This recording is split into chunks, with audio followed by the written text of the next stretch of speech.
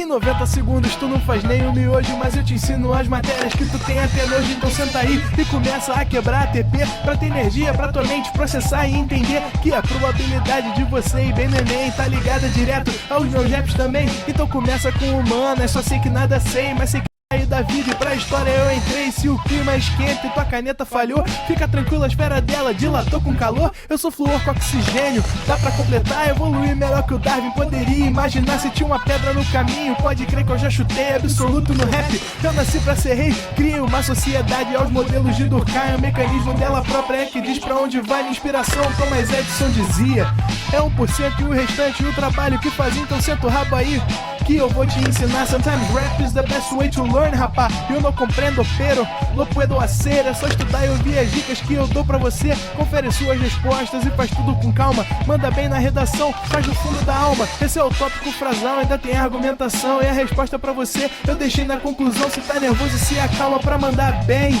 E se liga nos vídeos que eu te preparo pro Enem. Foi? Ao vivo? Opa! E aí? Vamos lá?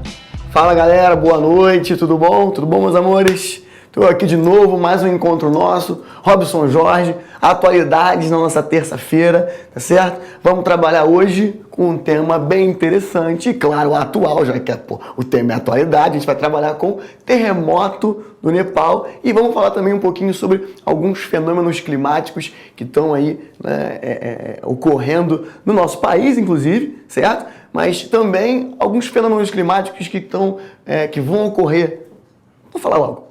O El Niño vai começar no ano que vem, a gente tem aí alguns indícios de que o El Niño vai começar mesmo, né, no ano que vem, a gente vai falar um pouquinho disso depois. Eu queria comentar com vocês, inicialmente, o terremoto no Nepal, tá certo? Só que antes de a gente falar disso, a gente tem que entender um pouquinho como é que funciona o processo ou a dinâmica interna da Terra, para você entender por que os terremotos acontecem. Então, antes de falar, obviamente, do caso específico do Nepal, a gente vai ter que falar de terremotos, de placas tectônicas, de movimentação da placa tectônica, de correntes convectivas. Então, tem muita informação para você. Claro, a aula é de atualidade, mas a geografia está inserida totalmente nesse processo. Vamos lá? Olha só. Opa, vamos. Ah lá, ó. Terremotos no Nepal e fenômenos climáticos, como eu falei para vocês. Foto aqui do Himalaia já. Isso aqui é uma foto, né, interessante da galera que vai escalar o Himalaia. Pessoal corajoso pra caramba. Ó, terremoto no Nepal, galera. Como eu falei pra vocês, inicialmente a gente vai ter que entender como é que funciona a dinâmica da litosfera. Como é que funciona a dinâmica da crosta terrestre, tá? Ó, camadas internas da Terra, nosso primeiro papo aí. Aqui a gente consegue perceber que crosta, manto superior, manto, núcleo externo e núcleo interno formam a nossa Terra, tá? São as camadas internas da Terra. Aqui fora também tem as camadas da atmosfera, mas deixa isso pra lá que isso aqui é outro papo. Eu quero falar com vocês só sobre as camadas internas da Terra. Galera, você tem que saber que a Terra é um organismo muito dinâmico. Então, assim, ela está em constante movimento e internamente esse manto com altíssima temperatura faz com que algumas correntes convectivas acabem movimentando as placas tectônicas. Quanta informação! Vamos lá. Se liga só. Aqui no manto superior, que é um manto pastoso, tá? Que chega a 3.000 graus Celsius de temperatura, é muito complicado você pensar, né, que dá para manusear isso e não dá. Então a gente tem que pensar que a temperatura aqui dentro é muito forte. A crosta terrestre, que é a camadinha mais fininha do nosso planeta, ela funciona como uma tampa dessa gigantesca panela de pressão. Se liga só. Imagina que você está na sua casa fazendo feijão. Você faz feijão? Fazendo feijão na tua panela de pressão. A panela está fechada, deixa lá fervendo, o feijão fervendo. Daqui a pouco a panela começa a gritar, dá aquela gritada. E aí, o que você faz? Abre. Se você é corajoso, se você é brabo, abre ela. Não faz isso não. Faz isso não que vai explodir na tua cara, vai explodir no teto, vai sujar tudo de feijão, tua mão vai ficar bolada contigo. Então, não faz isso. Agora, que você, né, tem esse comparativo como algo bem parecido com a dinâmica da Terra, tem. A pressão aqui dentro do nosso planeta ela é muito grande. A crosta terrestre, ela funciona como uma tampa dessa grande panela. Essa pressão aqui, essa temperatura aqui dentro, que está em constante movimento, ela está tentando sair. A mesma coisa acontece com a panela de pressão. A panela está fechadinha. A pressão ali dentro é muito grande e basta que você deixe uma fresta aberta que a pressão vai sair com uma força também muito grande. Só que a gente está falando de uma proporção muito maior aqui. Pra você ter ideia, são mais ou menos 50 quilômetros em média, tá? 50 quilômetros de profundidade da crosta terrestre. A espessura dela é de mais ou menos 50 quilômetros. É muita coisa. É muita coisa, mas se você pensar no raio da Terra, é pouco. São uns 1.400 mais ou menos quilômetros de profundidade, tá certo? Mas a nossa crosta, ela vai ter apenas 50 quilômetros. Então é algo que é pouco significativo, tá? Para o tamanho da Terra, para o tamanho, para a profundidade, para o raio da Terra. Então assim, aqui a gente vai encontrar uma Terra muito dinâmica, vai encontrar uma série de movimentos que vão acontecer aqui dentro. Ó, vamos para outro slide. Cadê? As placas tectônicas, ó. Esse aqui, deixa eu ver se eu consigo botar isso aqui pra cima. Opa, pronto. Ó. Aqui a gente tem um desenhozinho, tá? Que é sobre o contato entre as placas. Já falo com você sobre isso aqui. A gente vai falar sobre orogênese e opirogênese, tá? Calma, calma que você vai aprender. Olha aqui. Aqui a gente consegue ver que tem correntes que se movimentam aqui nesse magma. A situação aqui é a seguinte. Assim como na sua panela de pressão, que também tem correntes convectivas lá dentro, através da temperatura que está lá no fogo, aquecendo aquilo que está lá dentro, que é o feijão, a gente vai ter aqui, ó, as correntes convectivas. Funciona assim. A corrente, quando chega em profundidade, mais perto do núcleo, ela vai ter uma temperatura que é muito mais alta. O magma, então, em profundidade, ele fica mais leve. É mais quente, é mais leve. Quando ele é mais leve, o que ele faz? Ele sobe. Uou! Sobe. Quando ele sobe, ele resfria. Resfriou, o que acontece? Fica pesado. Ficou pesado, o que ele faz? Ele, ó, desce. Desceu, ele aquece. Aqueceu, fica leve. O que ele faz? Sobe. Subiu, resfriou, ficou pesado. O que ele faz? Desce. E isso é até quando? É sempre. Isso é para sempre. Esse movimento convectivo, ele é constante. Ou seja, quanto mais perto do núcleo você tiver, maior a temperatura.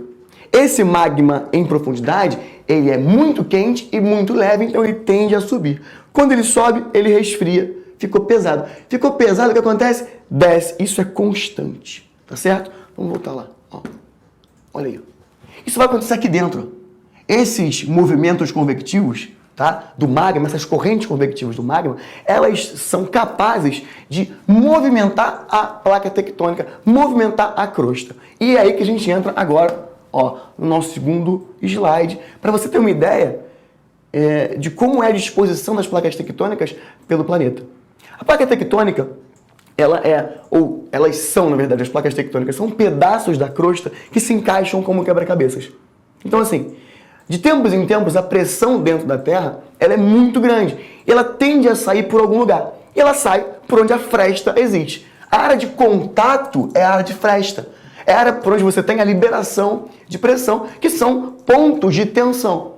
Por exemplo, o nosso caso aqui no Brasil. Olha aqui, ó. O Brasil está situado na placa sul-americana. Bem aqui, ó. Bem aqui. O Brasil está bem aqui. Opa, volta. Não, agora não. Volta. Ah, encostei. Ó, o Brasil está bem aqui.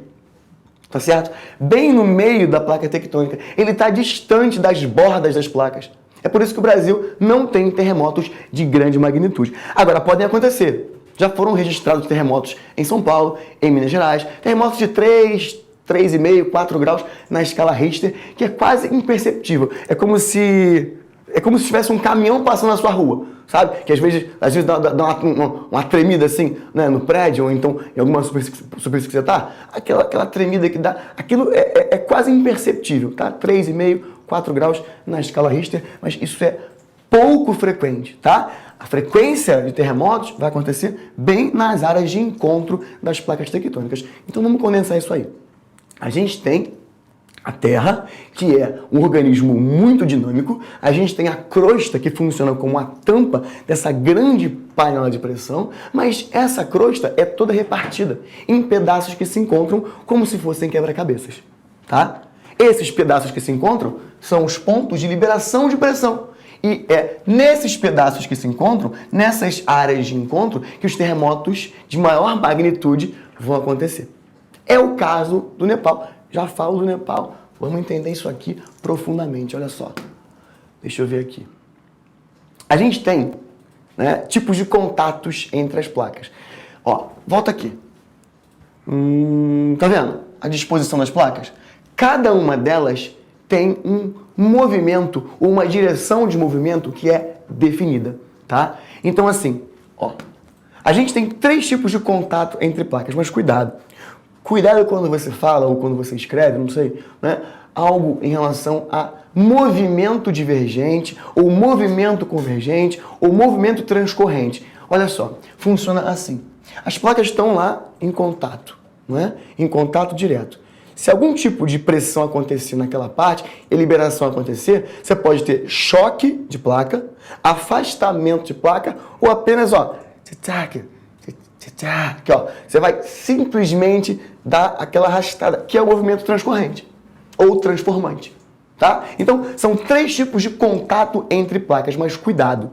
O nome do movimento não é divergente, ou convergente, ou conservativo. O nome do movimento é orogênese, tá certo? Orogênese é movimento horizontal. Epirogênese seria movimento vertical, tá certo? Então, coloquei aqui, ó, para a gente ter isso aqui, tá? Definido como conceito de movimentação das placas. Então, não vem falar aqui, olha, ó, contato convergente, contato divergente, contato conservativo. Mas o nome do movimento é orogênese ou epirogênese. Foi? Entendeu? Molinho? É só erro conceitual que às vezes o pessoal comete aí, mas o nome do movimento é orogênese. Então, tanto faz se a placa está se chocando, se a placa está se afastando, ou se apenas está, ó, aqui, ó, está acontecendo aqui, aquele movimento transcorrente, aquele movimento que a gente chama de transformante. Então, são 3 tipos de contato entre placa. Ó, transformante, convergente e aqui, ó, divergente. Tu já viu isso aqui no início da aula? Coloquei para você ter a noção das correntes convectivas. Esse aqui, ó, é o movimento que acontece aqui entre a placa sul-americana e a placa africana.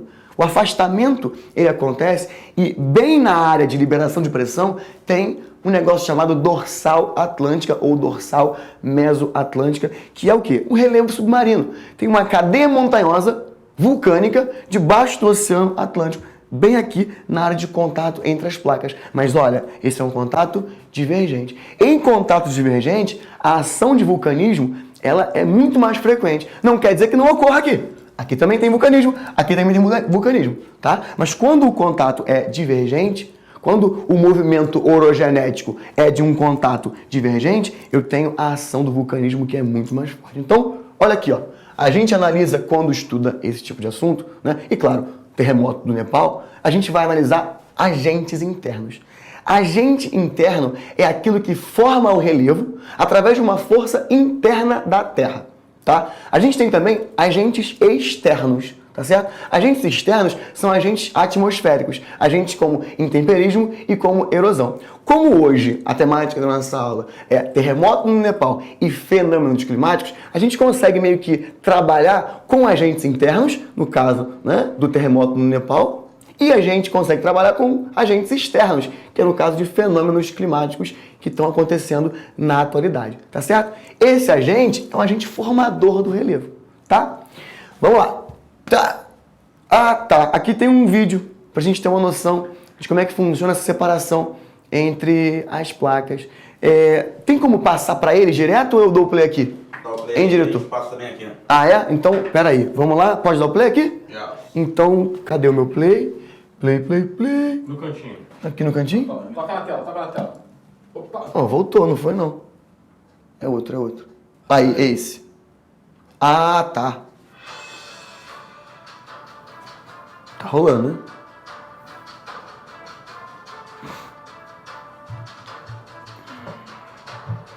Se liga na separação, galera. Inicialmente, a gente vai ter um grande continente chamado Pangeia, tá certo? Esse movimento orogenético, ele vai acontecer de forma dinâmica e acontece há mais de 200 milhões de anos. Ó. Claro que tá meio hollywoodiano.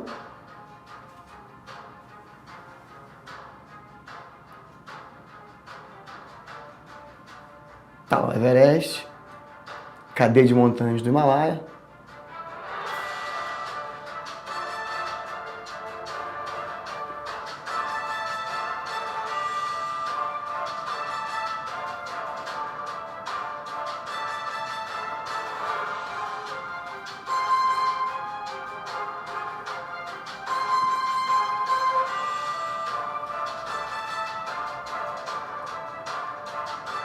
Ah lá, ó. Só clicar, diretor? Isso. Viu lá? Claro, um pouquinho hollywoodiano, né? O choque entre a placa indiana e a placa euroasiática, que são as duas placas que entram em contato direto e que formaram o terremoto no Nepal. Tá certo? Mas é para você ter uma ideia de que essa crosta terrestre, ela é muito dinâmica, o planeta é muito dinâmico, tá certo? Inicialmente a gente vai ter, segundo a teoria do Wegener, tá? Isso lá no início do século XX, a teoria da deriva continental, a formação de um continente único, continente chamado Pangeia, e um oceano único, o chamado Pantalassa, tá certo? Ao longo do tempo, a separação vai acontecendo. Por quê? Por causa das correntes convectivas que já estão atuando. Então, a configuração que você conhece hoje do planeta, a configuração tradicional, né? Você pegar... Deixa eu ver. Aqui, ó, vamos voltar. Ó. Configuração tradicional, olha lá, ó. Aqui. De um ladinho, aqui, o continente americano. Do outro, a África. Mais ao norte, ó, foi. Mais ao norte, a Europa, né? Pra cá, pro leste, a gente vai encontrar a Ásia. Então, essa configuração que você conhece... Isso é um recorte temporal geológico, certo? Isso aqui não vai continuar assim para sempre. Daqui a 4 milhões de anos, pode esperar aí, daqui a 4 milhões de anos, você vai ter outra formação, vai ter outra dinâmica, outra estrutura. Por isso que os terremotos são constantes, certo? E não tem como parar esses terremotos. Quanto mais gente morar perto dessas áreas de contato entre placas, mais acidentes podem acontecer. Claro que cada país ele vai ter um tipo de dinâmica diferente em relação ao terremoto. Se você pensar no Japão, por exemplo, ou no Chile, um terremoto no Japão ou no Chile, ele não tem a mesma força, mesmo que seja a mesma vibração, a mesma escala Richter, ele não tem a mesma força ou a mesma destruição que tem no Haiti, por exemplo, como aconteceu em 2007, ou então no próprio Nepal, como aconteceu agora. Então, tem uma escala, né, que a gente vai trabalhar também, de Mercalli, a gente vai falar daqui a pouco dela, tá? Ó, já foi esse nosso videozinho. Tem uma escala que vai mostrar para você, né, que como que o país consegue se recuperar daquele tipo de evento, daquele tipo de sismo que acontece. Se um país consegue se recuperar mais facilmente é porque as condições econômicas, estruturais daquele país favorecem com que ele se renove ou com que ele consiga construir, reconstruir toda a estrutura que foi destruída. No caso do Nepal, no caso do Haiti, que aconteceram 2 terremotos de grande magnitude, a estrutura do país ela acaba não sendo favorável para que o país consiga se reconstruir. Se você pegar o Haiti hoje, tem prédio no chão até hoje. Agora, o caso japonês. No caso japonês, tem uma infraestrutura, tem um investimento muito grande em construção civil que faz com que os prédios não caiam, seja qual for o abalo. Tá? Claro, né? Se for abalo 10, 12 na escala Richter, que isso nunca aconteceu, mas isso pode, né, criar um tipo de fissura, pode destruir um prédio. Mas, fora isso, o Japão tem alguns amortecedores na sua estrutura, que faz com que acompanhe a vibração do terremoto. Então, é muito difícil um prédio cair no Japão, que não acontece em outros países que não têm essa infraestrutura. Olha só, isso aqui é para a gente ter uma noção de como é que o Himalaia se formou, mas agora numa imagem, né? Sem você ter aquela noção de vídeo, mas isso aqui seria o antes. A gente tem a placa indiana que vai entrar em choque com a placa euroasiática. Olha aqui o Himalaia. Você olha para o Himalaia e pensa, caramba, 8.848 metros lá no Everest, tá? O pico mais alto do Himalaia. Você pensa, caramba, é muito alto, muito alto. Olha o Himalaia, olha a cordilheira do Himalaia. Ah, volta. Olha a cordilheira do Himalaia, tá certo? Perto da espessura da crosta. Então, mesmo que a crosta terrestre tenha 50 quilômetros e isso seja muito pouco perto da profundidade da Terra, O Himalaia tem apenas, agora você pode falar em apenas, tem apenas 8.848 metros, no caso do Everest, que é o pico mais alto. Então, ó, olha aqui. Então, a gente consegue perceber que essa, alteração, esse dobramento, é assim chamado dobramento moderno, não acontece no Himalaia, acontece nos Andes, acontece nos Alpes. A gente tem vários tipos de montanhas formadas por dobramentos. Isso vai acontecer por causa de choque de placa tectônica, tá? Para a gente fechar esse nosso primeiro bloco aí, a gente volta daqui a pouco no intervalo, queria só mostrar para você que tem outros dois conceitos que são interessantes, que é o hipocentro e o epicentro, tá? O hipocentro é a área de choque lá em profundidade. O epicentro é a área onde a vibração é mais sentida aqui na superfície. Para você definir o hipocentro e o epicentro, na verdade você consegue definir o hipocentro. O epicentro é o ponto mais curto numa linha reta, tá? De onde você vai ter a vibração, que é a vibração original. Então, o epicentro vai ser o tipo de vibração que você sente aqui na superfície terrestre. E aqui, ó, o hipocentro é a vibração que vai acontecer originalmente em profundidade. Tá certo? Daqui a pouco eu volto aí. Um minutinho.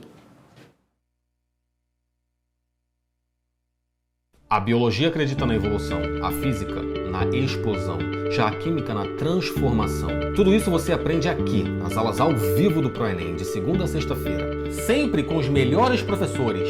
Adilson Teixeira leva você à evolução do pensamento. Arthur Neto ilumina suas questões. E Edson Cruz faz suas dúvidas evaporarem. Esse é o ProEnem, fazendo sempre você e além. Venha participar.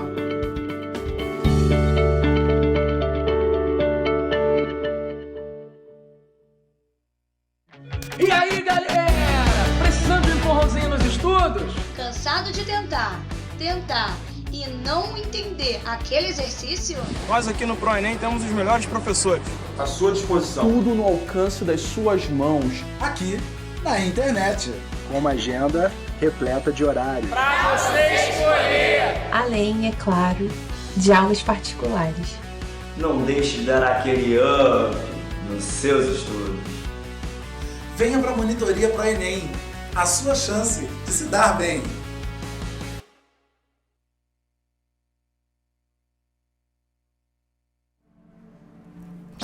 Jovem Padawan, no final desse curso, você vai entender por que você não pode ter um sábio de luz. E de quebra, ainda vai passar no Enem. Então, embarque nessa aventura de emoção e magia. Porra aí, isso ficou ruim pra c... Corta aí, corta. Então, pequeno gafanhoto, vem pro meu mundo, que você vai passar no Enem, nem que seja a última coisa que eu faça.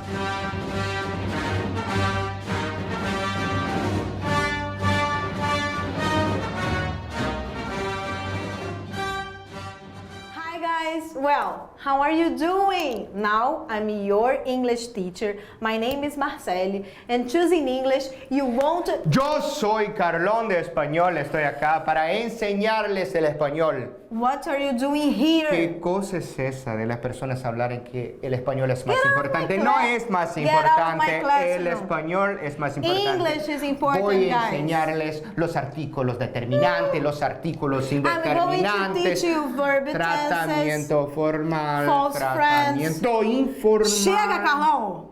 Chega! Por supuesto, sim. O que importa, meus queridos alunos, é que com o ProEnem a gente vai ajudar você a passar no vestibular. Com certeza a gente vai ensinar vocês a passarem no vestibular. Mas escolhe inglês, tá bom? Não, escolhe espanhol. Não, inglês, Carlão. Gente, vai por mim. Não, inglês é muito mais fácil. Colega, nem eu.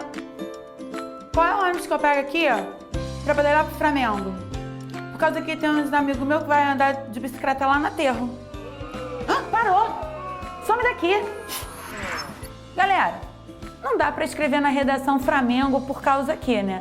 Você até precisa conhecer a variante coloquial, mas você precisa dominar a norma padrão. E isso você só vai conseguir aqui comigo nas aulas de língua portuguesa do ProEnem. Conto com você!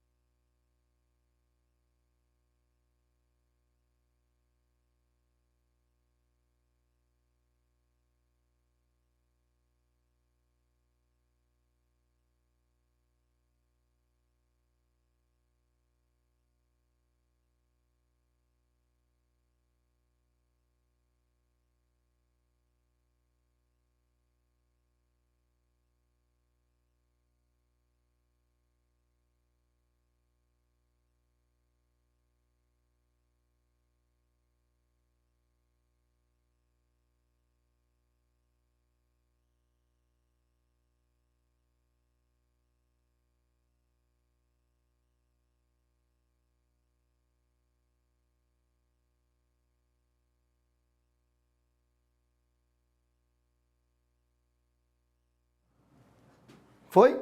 Vamos? Voltamos? Então, voltamos então. Vamos lá. Tava lendo ali os comentários. O Josen, ele comentou algo sobre um tipo de estruturação, um tipo de preocupação com o lugar, com o Nepal, por exemplo, que é uma área que é instável, para que se tenha uma estratégia de tirar a galera de lá. É complicado. E você também falou algo em relação a controle de natalidade. Cuidado para não ser neomalthusiano, tá? A gente vai falar disso aí, em algum momento aí a gente vai falar de população, a gente vai entender esse neomalthusianismo, né? Quando você fala algo em relação a essa teoria neomalthusiana, é aquela que quer o controle obrigatório dos nascimentos, tá? Para que você tenha um crescimento econômico no país. Cuidado. O neomalthusiano, ele é contra o reformista. Na verdade, o reformista é contra o neomalthusiano, tá? Isso é uma teoria de população aí, então é complicado falar em controle de natalidade efetivo para você melhorar as condições do Nepal, em relação, inclusive, à estrutura física que ele precisa para manter-se vivo com os terremotos. Então, tá? Claro que o cara mora ali, não tem jeito. A ocupação, ela aconteceu. Então, retirar a pessoa de lá é complicado. O Japão, ele passa por várias condições também de tremor de terra. E a pessoa não sai de lá. Basta que você tenha uma estrutura, tem que ser criada uma estrutura. E é isso que a gente espera. Que lá no Nepal, no Haiti e em outros países, você tenha uma estrutura física que consiga absorver esse terremoto. E não só o terremoto, mas com um monte de outros problemas, como a pobreza, a desigualdade social e assim vai. Tá? Tem outra pergunta aí? Faz, diretor. A Yane, ela pergunta... Quando o magma sobe e resfria, ele não cria arco de ilhas? Que encontraram no Japão? Então, no caso do Japão, a gente pode falar que é hotspot, né? Tem até um outro comentário ali que fala sobre hotspot. Hotspot é ponto quente, tá? Você é bom de inglês? Hotspots. Feel the intonation. O Wellington pergunta como se forma. Então, como é que se formam esses hotspots? A gente tem, né, com essas correntes convectivas, um processo constante de subida desse magma, tá? Se eu encontrar alguma fissura, se tiver alguma fissura, pode acontecer... desse magma sair e fazer esse hotspot, esse ponto quente, e ao longo do tempo você vai ter uma ilha vulcânica formada. Ó, vou te dar um exemplo aqui. Onde é que tá? Aqui. Isso aqui tinha que estar grande, mas não tem problema, dá pra gente ter noção. Ó, tá vendo? Aqui a gente tem aquele contato divergente, movimento orogenético, mas o contato é divergente. Com esse contato divergente, tem, ó, o magma saindo aqui. Meu Deus. O magma saindo aqui do interior do manto e virando lava aqui na superfície, mas já em profundidade, é submerso. Tá? Aqui eu tenho um hotspot formado. Então aqui, daqui a alguns milhões de anos, a gente vai ter algumas cadeias montanhosas que vão virar ilhas, bem entre o Brasil e a África. Então, assim, para você ter uma ideia, aqui, esse mapa está ao contrário. É como se a gente estivesse aqui, ó, nessa área de contato, porque aqui, ó, mais para oeste, a gente vai ter quem? A placa sul-americana. Aqui é a placa africana. Aqui é o que eu chamei de dorsal atlântica ou dorsal meso-oceânica. Você vai ter processos de hotspot que vão, ao longo de milhões de anos, formar em algum momento uma ilha vulcânica, que é o caso japonês, que é o caso do Havaí, que é o caso de Fernando de Noronha também, que é formado aqui por essa dinâmica. Tá certo? Tem outra pergunta. Eu acho que é agentes exógenos, não é isso?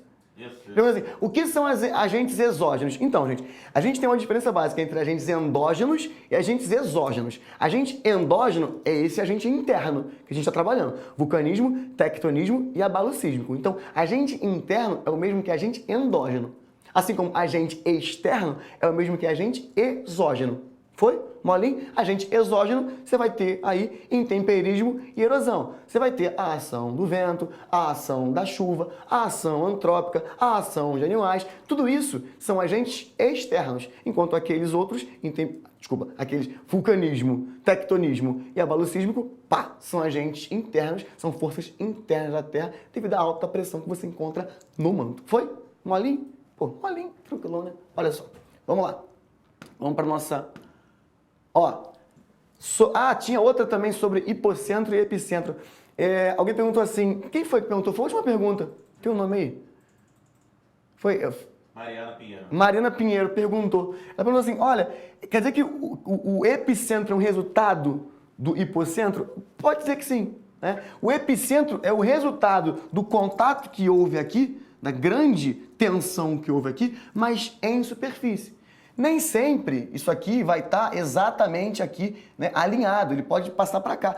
Volta. Ele pode passar aqui, ó, virar aqui o epicentro, tá? O epicentro, então, ele vai ser distante do hipocentro e você vai marcar o epicentro no menor espaço entre a área de tensão original, que está em profundidade, e aquele resultado, tá, que você vai ter em superfície. Então, de forma geral, eu posso dizer que o epicentro ele é um resultado do hipocentro, sim, tá? Vamos lá, então. Ó, aqui a gente já tem uma noção de onde está o Nepal no mapa, tá? Ficou faltando isso aí, claro, a gente vai chegar no Nepal, calma aí. Ó, aqui está o Nepal, certo? Entre a Índia, entre a China, bem aqui na área da Cordilheira do Himalaia, tá? Bem pertinho do Everest. Então, assim, bem pertinho, o próprio Everest tá aqui. Mas assim, a gente vai encontrar esse Nepal, que foi a área, né, que sofreu com o tremor de terra, bem numa área muito instável, tá? Tenta dar uma olhada aqui no mapa, ó, Índia e China. Rapidinho.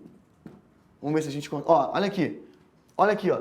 Índia e China. Esse aqui é o contato entre a placa indiana e a placa euroasiática. Aqui tem uma bolinha vermelha, porque já ocorreram terremotos no Nepal anteriormente. Então, assim, isso é recorrente naquela região. É uma região muito instável geologicamente, tá? Então, esse tipo de ação aí, esse tipo de agente interno pode acontecer. Só para ficar claro, a gente tem tectonismo. Tectonismo acontece a qualquer momento, tá? Ele está acontecendo agora. A gente não está percebendo, mas está tremendo agora. Só que, claro, né, só num seismógrafo você consegue perceber essa trepidação, tá? O tectonismo é um evento de grande frequência e baixa magnitude, ou seja, acontece pra caramba, mas a magnitude não é tão alta. É diferente, por exemplo, do abalo sísmico. O abalo sísmico é um evento de baixa frequência e de alta magnitude, ou seja, ele não acontece toda hora, mas quando acontece, ele é forte. Então, baixa frequência e alta magnitude para o abalo sísmico, então tipo, terremoto é um abalo sísmico. Já o tectonismo é o movimento constante, a trepidação constante que acontece nessas placas tectônicas, tá? Foi? Que bom. Vamos lá, então. Aqui, de novo, né? Mas, claro, tá o Nepal. A gente fechou aqui, deu um zoom. Nepal, entre a China e a Índia. Vamos lá. Agora, o caso do Nepal específico. Olha, Katmandu fica na falha geológica, onde... Deixa eu botar pra cá. Onde se chocam as placas da Índia e a placa euroasiática, fazendo dessa uma das cidades mais vulneráveis do mundo. Katmandu, capital do Nepal, tá? Olha só. Esse mapinha, tá, que eu peguei do El País, a fonte é El País, ele tá invertido, né? A parte norte é aqui, tá? A parte sul é aqui. Você viu aqui, ó, contrário. Índia, China. China, Índia, tá certo? Não sei, não muda muita coisa. É para você ter uma noção de que o terremoto no Nepal foi de 7,9 graus na escala Richter. Isso é bastante coisa. Terremoto que foi o maior já registrado foi em 31, 9,5 graus lá no Chile. O Chile também é uma área muito instável. O Chile tem, né, todas as características que são propícias para que um terremoto aconteça ali, tá certo? Escala Richter, então, 7,9. Olha a outra escala, a escala Mercalli. Essa escala Mercalli ela é um pouco subjetiva, tá? A escala Mercalli ela vai ser usada e vai ser classificada, a gente vai classificar um terremoto ou um tremor diante da escala Mercalli se a gente consegue perceber se aquele país tem uma estrutura física para se recuperar rapidamente ou não. Se ele tem estrutura física para, né, se recuperar, uma infraestrutura para rapidamente reconstruir o país, a escala ela vai diminuir, né? No caso do Haiti, por exemplo, a escala Mercalli ela vai lá em cima, tá? No caso do Nepal, olha aqui, ó, entre 9 e 10, o que é alto, tá? A escala de Mercalli ela vai ser relacionada também com a escala Richter. Então, por exemplo, 7,9, sei lá, quase 8 graus na escala Richter, a gente vai ter automaticamente num país subdesenvolvido uma escala de Mercalli entre 9 e 10, tá? Se for menos, aí, quanto menor é a escala de Mercalli, mais rápido esse país consegue se recuperar. Então, escala Richter e escala de Mercalli, tá certo? Lembra que foi 7.9 o tremor lá no Nepal. Aqui, também um outro videozinho interessante. Eu quero que você perceba uma coisa. Isso aqui é uma piscina que lá no Nepal, lá em Katmandu, quando houve o terremoto, ela vai começar, né, a ter ondulações. É uma piscina. É assustador. Imagina no oceano. Se liga só. Eu dou play aqui, diretor? Vamos lá? Ué, de novo, rapaz. Eu tô ruim nesse negócio hoje, hein? Ah, é aqui embaixo. Ó. Foi.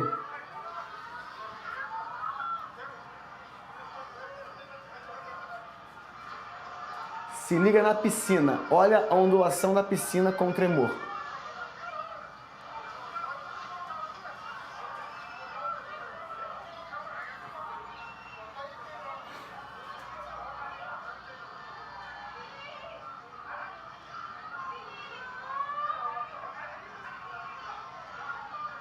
Olha lá.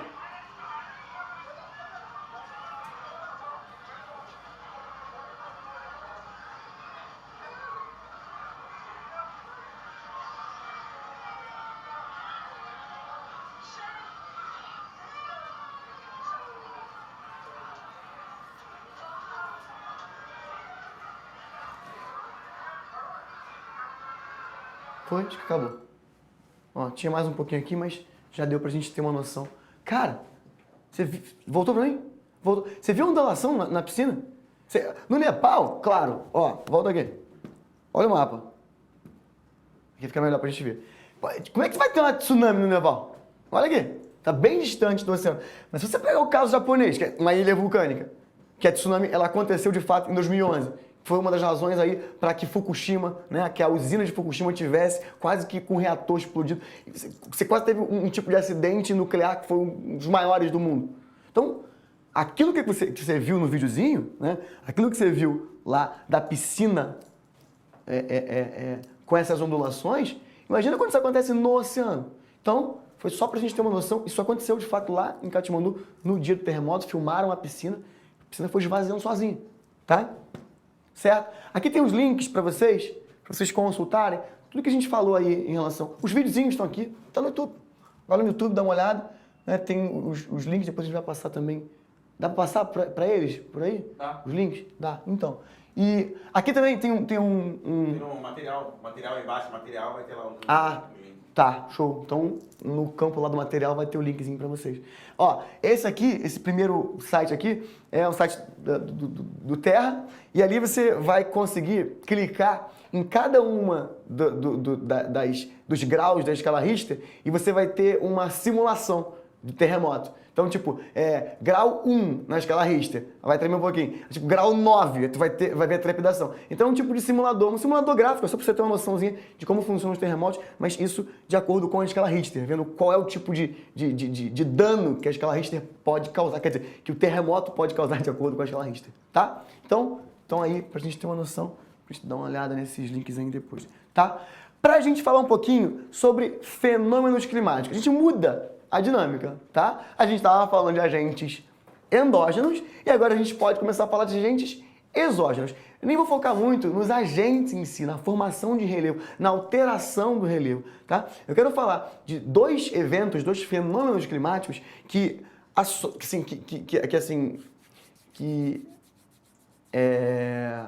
atuam, né, no nosso planeta e criam consequências para o Brasil, inclusive. Então, assim, para você ter uma ideia, o primeiro deles é o El Niño. Por que o El Niño ele entra no papo de atualidade? Porque agora, no final de maio, início de junho, a gente vai ter noção, de fato, científica, se o El Niño vai acontecer em 2016, se 2016 vai ser ano de El Niño. Pra você ter noção, o El Niño funciona assim, ele é aquecimento anormal das águas do Pacífico, equatorial. Esse aqui é um mapinha, tá? Pra gente ter uma noção de quais são as consequências desse El Niño. O aquecimento acontece aqui, nessa área, nas águas do Pacífico equatorial, tá? Esse aquecimento é um aquecimento anormal. Se eu tenho essa área aqui muito aquecida, eu tenho nessa área uma área de baixa pressão atmosférica. Sempre que a superfície é quente, ela tem uma baixa pressão atmosférica, tá? Ah, mas como assim? Gente, ar quente é leve ou pesado? Ar quente é leve. Se o ar quente é leve, ele, sobe. Ar frio é pesado. Se o ar quente é leve e sobe, ele não pressiona a superfície. Se ele não pressiona a superfície, então eu tenho aqui uma área de baixa pressão atmosférica.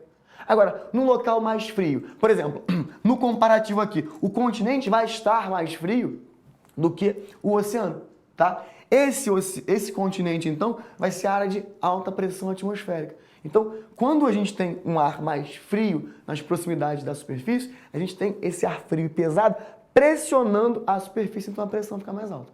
Aqui, no caso, é uma área de baixa pressão atmosférica. Aqui, as águas vão estar muito mais quentes durante o El Niño. Então, a evaporação também é muito maior e a chuva vai acontecer. Vai acontecer onde? Vai acontecer no oceano. Se a chuva vai acontecer no oceano, ela não acontece no continente. Então, a primeira consequência que você tem no El Niño é chuva no oceano, na área onde você vai ter o aquecimento anormal, na área do Pacífico Equatorial, tá certo? E seca onde? Aqui na região das Filipinas, aqui na região do Sudeste Asiático. É uma região bastante chuvosa. Toda essa área aqui, é cortada pela linha do Equador. E a linha do Equador é uma zona de baixa pressão atmosférica. Pela mesma razão que eu te expliquei. O Equador não é quente? A linha do Equador não é quente ao longo de todo o planeta? Então, se ela é quente ao longo de todo o planeta, ela tem uma baixa pressão atmosférica ao longo de todo o planeta. Essa baixa pressão atmosférica atrai ventos e atrai chuvas. É por isso que na região equatorial chove muito, porque é uma zona de baixa pressão atmosférica. Isso vai ser mudado, isso vai ser alterado quando a condição do El Niño vai acontecer. Então, de novo, o El Niño vai ser um aquecimento anormal das águas do Pacífico Equatorial, tá? Se aqui agora está mais quente, vai chover onde? Onde está mais quente. E no continente, nas áreas equatoriais, vai ficar seco. Então, a região das Filipinas, a região, né, do Sudeste Asiático, ela vai ficar mais seca. Quer dizer, vai ficar seca, na verdade. Assim como aqui o Nordeste brasileiro, o semiárido brasileiro, vai ficar mais seco ainda. Então, em ano de El Niño, a gente não tem chuva no Nordeste, mas, em contrapartida, a gente tem muita chuva aqui, né, no Sudeste e na região Sul, tá? São invernos mais amenos, tá? Então, assim, a gente tem uma condição aqui que acaba ajudando também a agricultura, tá? São dois fenômenos, El Niño e Laninha, para você entender de uma vez por todas esse negócio. O El Niño é aquecimento anormal. O Laninha é resfriamento anormal. Se aqui agora está, se aqui agora está frio, não é? Eu não vou ter chuva concentrada no oceano. Eu vou ter chuva concentrada no continente. Então, nós vamos ter um semiárido chuvoso no caso de Laninha. El Niño acontece e Laninha não acontece, tá? Os intervalos, eles são distintos. Claro, em ano de El Niño nunca vai ser ano de Laninha. Não tem como ter resfriamento e aquecimento no mesmo momento do oceano aqui, Pacífico Equatorial. Foi? Então, volta lá. Chuvoso e quente, seco e frio. Chuva vai acontecer no oceano. Aqui no oceano não vai chover nada. A seca, a estiagem vai acontecer no continente. Aqui e aqui. Aqui não. Aqui a chuva vai acontecer no continente. Putz, aí você me pergunta, tá, ok, eu entendi o mecanismo, mas por que isso? Por que é assim? Aí eu te respondo. Porque God wanted. Que Deus quis. Mentira. Calma que tem explicação. Olha só. Já volto nessa observação. Olha a explicação. A explicação é a seguinte. Os ventos alísios, eles vêm dos trópicos, que são áreas de alta pressão, para o Equador, que é uma área de baixa pressão. Lembra? O Equador é mais quente. Se é mais quente, tem baixa pressão atmosférica. Se tem baixa pressão atmosférica, atrai ventos úmidos. Esses ventos vão, aqui, em direção ao Equador, saindo do trópico de Câncer e do trópico de Capricórnio, aqui no hemisfério sul.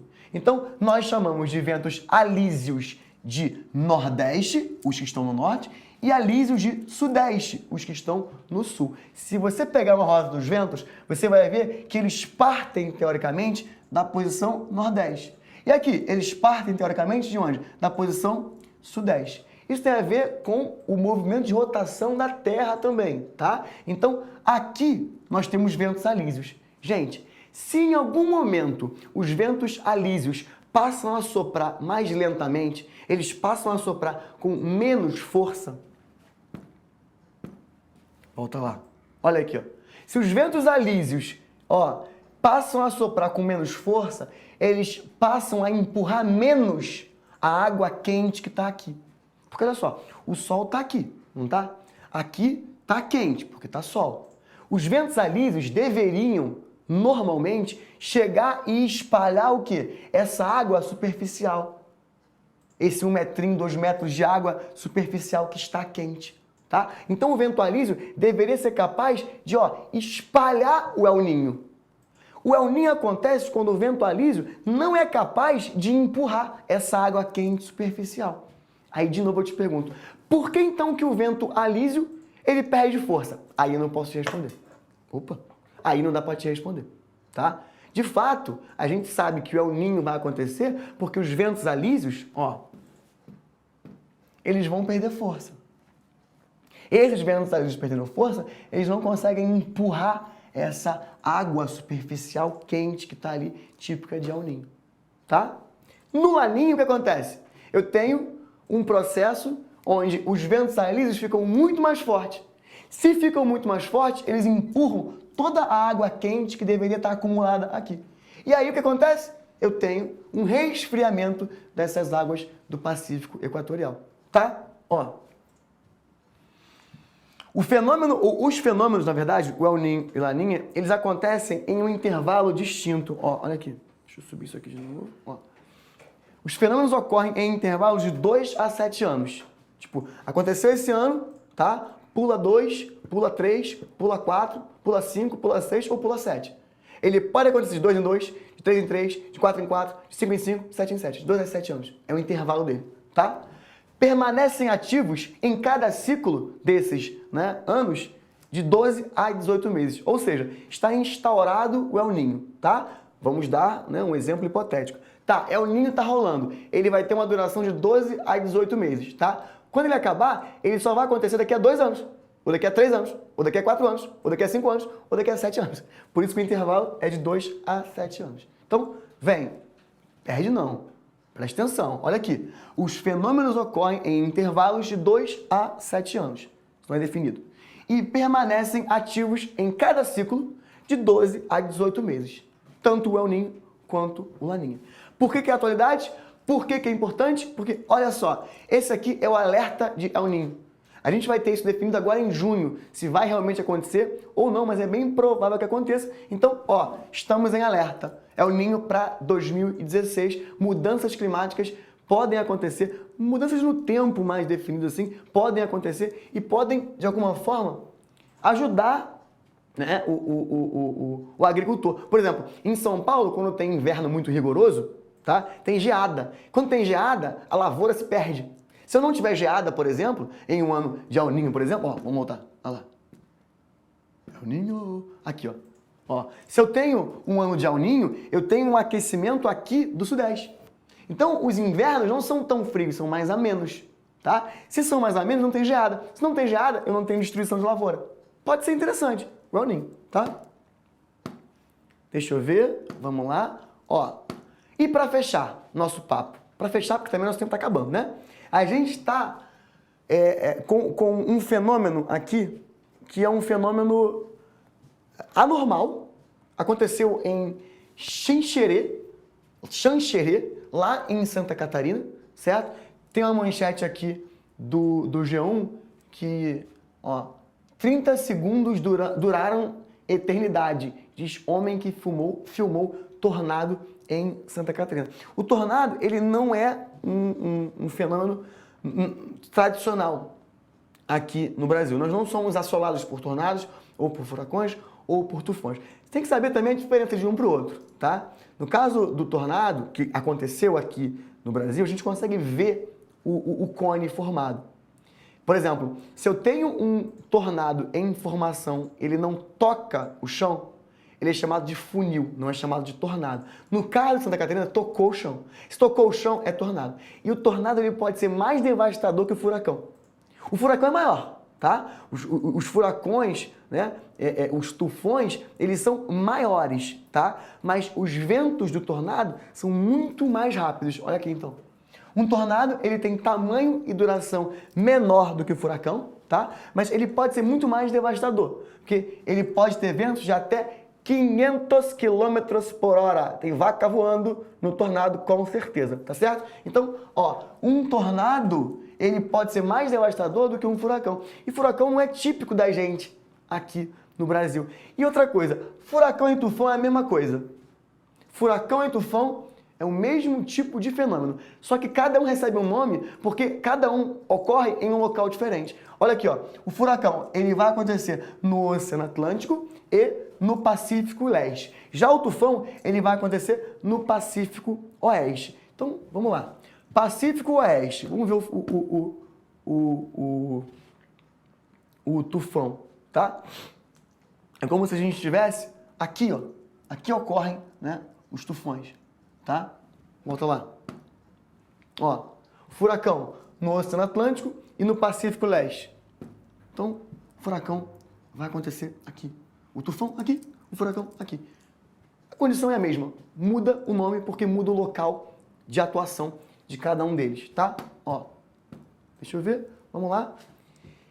Furacão e tufão você pode chamar de ciclone, tá? Isso aqui tinha que botar um pouquinho para baixo aqui, acho que pulou na hora, tá? Então, furacão e tufão são dois tipos de ciclone. Lembra que é o mesmo tipo de evento, o mesmo tipo de fenômeno, e ele vai acontecer, tá? Em locais diferentes, por isso que recebe nomes diferentes, certo? A gente tem também um tipo de ciclone extratropical, porque assim, ó, onde é que é a zona tropical?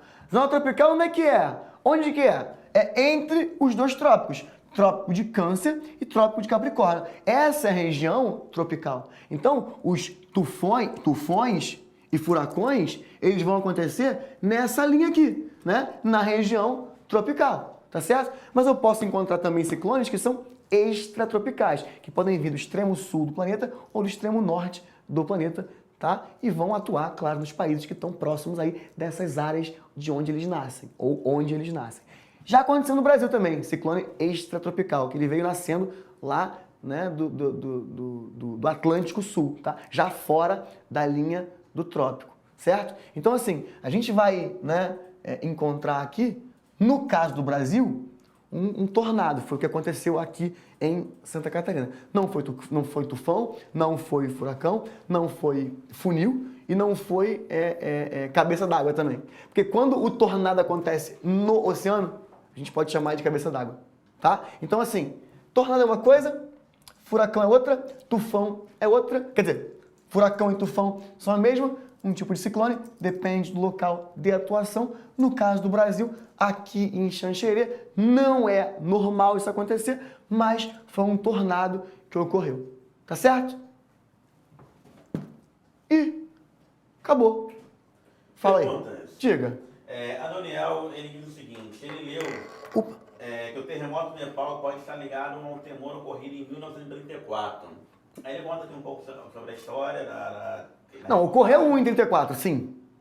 Oi? Não, ele está falando que pode ter ligação com o terremoto ocorrido em 1934. Ah, porque parece que tem uma história aqui de 70 e 70 anos. Isso. Acontece isso aí. Isso, aí a pergunta dele, ele conta a história, ele pergunta se realmente pode ser que uma bala dessa magnitude teria ligação com o anterior. Então, assim, não dá para saber de fato, né, se esses 70 anos, que é o que eles definem mais ou menos 70, 70 anos, se isso vamos dizer assim, pré-definido. Não tem como a gente provar isso, não tem como dizer que tem uma relação direta. Cara, é uma área instável, então a gente pode ter eventos de grande magnitude ou de pequena magnitude. É claro que vão surgir várias teorias em relação a isso, tá? Mas, de forma geral, não tem uma relação direta entre um e outro. A área é uma área instável, pode acontecer a qualquer momento esse tipo de terremoto. Talvez a gente tenha uma pressão muito maior acontecendo naquele momento ali específico, de 70 anos, mas não tem como provar isso, não tem como definir isso com uma ciência, né, exata e matemática. De 70 em 70 anos tem um terremoto ali, vamos fazer alguma coisa para nos próximos 70 isso não acontecer. Não dá pra gente, né, definir assim. Então não tem uma relação direta, tá?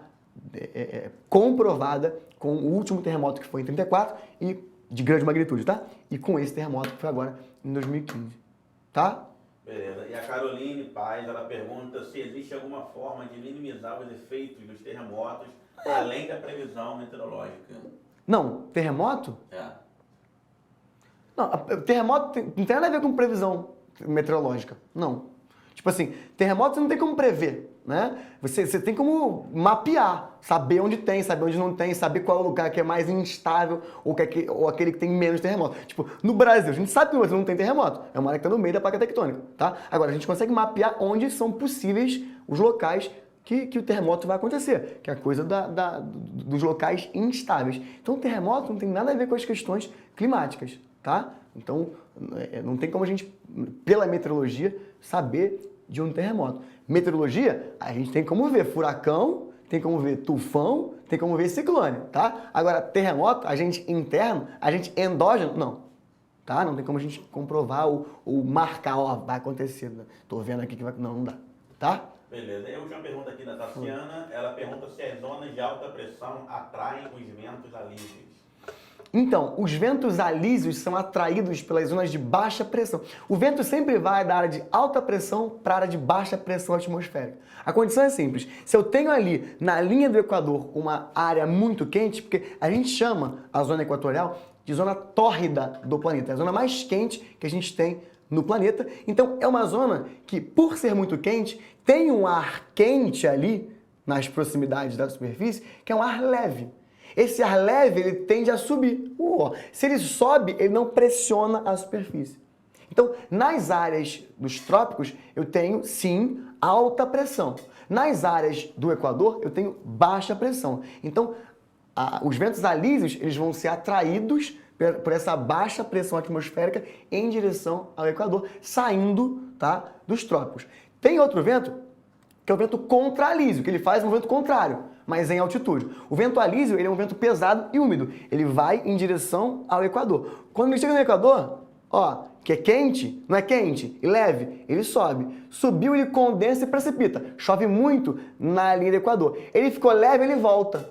Então tu vai ter um ciclo constante, uma célula constante do trópico para o Equador, arrecadando umidade, chega no Equador, chove e volta a contralísio. Mas o Equador é uma zona de baixa pressão atmosférica e os trópicos são zonas de alta pressão atmosférica. Tanto é que nas zonas de trópico, de 30 graus mais ou menos, que o trópico é 23 graus e 27 minutos, tá? O trópico, a linha do trópico, a latitude dele, tá? Mas nas áreas de 30 graus ali, você vai encontrar uma zona de alta pressão atmosférica, tanto é que tem vários desertos que são encontrados nessas zonas de 30 graus. O deserto de Saara é um exemplo, tá? O deserto de Nevada é um outro exemplo, formado, né, por essa dispersão de ventos. Se não chega a chuva, se não chega vento úmido, se sai vento úmido, aquela área é uma área seca, é uma área de alta pressão atmosférica. Foi? Foi, o Thiago perguntou aqui, no caso da falha de San Andreas, nos Estados Unidos, é o resultado de um movimento convergente? Então, ó, vamos lá. Na verdade, é um movimento, não é movimento orogenético. Lembra lá? O movimento é orogênese. O contato é transcorrente, tá? Lá na falha de San Andreas, o contato é transcorrente. Então você vai ter vamos ver aqui no mapa para você ter uma noção disso. Opa, volta. Meu Deus, volta. Aqui, ó. Aqui, ó. Essa seria, né, a falha de San Andreas. Então aqui, nessa região aqui, mais ou menos, tá? Então aqui a gente vai ter, né, um processo que é transcorrente, tá? Então tem até filme agora do The Rock, esqueci o nome do cara, Dwayne Johnson, que ele tá fazendo, né, um filme em relação à falha de San Andreas, mas não dá para saber o que vai acontecer, quando vai acontecer. Mas é uma área instável também, pode ocorrer um terremoto de grande magnitude e separar, tá, aquela área dos States, tá? Foi. Fechou? Fechou. Gente, É isso. Até mais, até a próxima, tá? Nas próximas terças aí a gente vai se encontrar. Valeu, um abraço.